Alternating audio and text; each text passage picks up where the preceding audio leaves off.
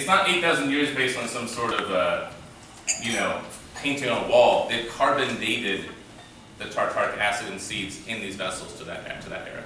So unless you want to argue the half-life of carbon, it's pretty firm.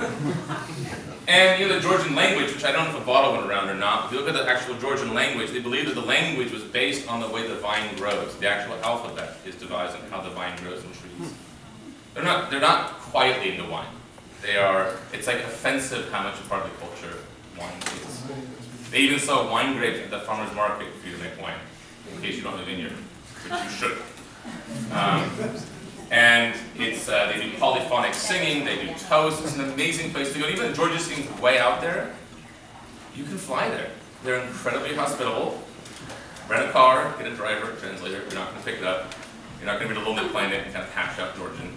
But it's an insanely hospitable place. It actually received guests as literal gifts from God. And I mean, I'm using literal in the correct way. So when you're at someone's house, it is a total investment in who you are as family. It's really, I mean, it's a little over the top. Like if you start a painting, they'll just take off the wall and give it to you. It's very intense. And it's one of these places where you can easily get there and you can go explore these places. And this is just one wine from one small appellation and from one producer. It's an immense place. What would I write here?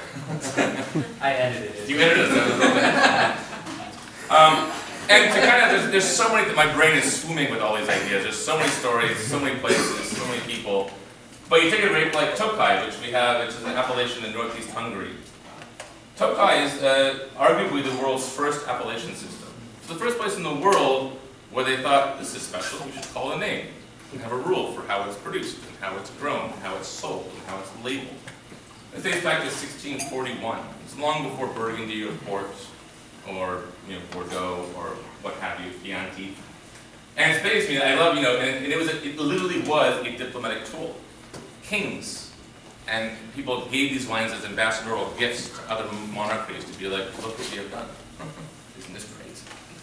And look at the way Tokai is. This is an essentia, drop by drop from Bajikai's grapes.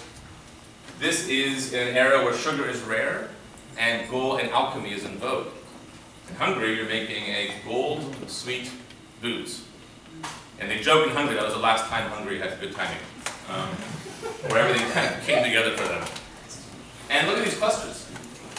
How does this happen? You see most harvest pictures you see on Instagram or Facebook, it's like, look at this perfect cluster. This is what turns Hungarians on. This is some top grape action. And why is this so special? This took literally 500 years of trial and error about when this fungus attacks this kind of grape. This is in case mostly Furment and Haischlevel, etc. When this fungus hits this grape, it changes the sugar content, leaches out the water, and makes the grapes incredibly concentrated sweet. And when they macerate that into like a chutney and add it to a base wine, you get the best and first Bajikai's wines in the world. You also figure if you leave it in certain barrels with some headspace in the barrel, this layer of yeast develops. It's like a spiderweb blanket across the wine. And you age it until it's dry. And you have a wine that is like sherry or Vin Jaune de Jura, but 500 years old. And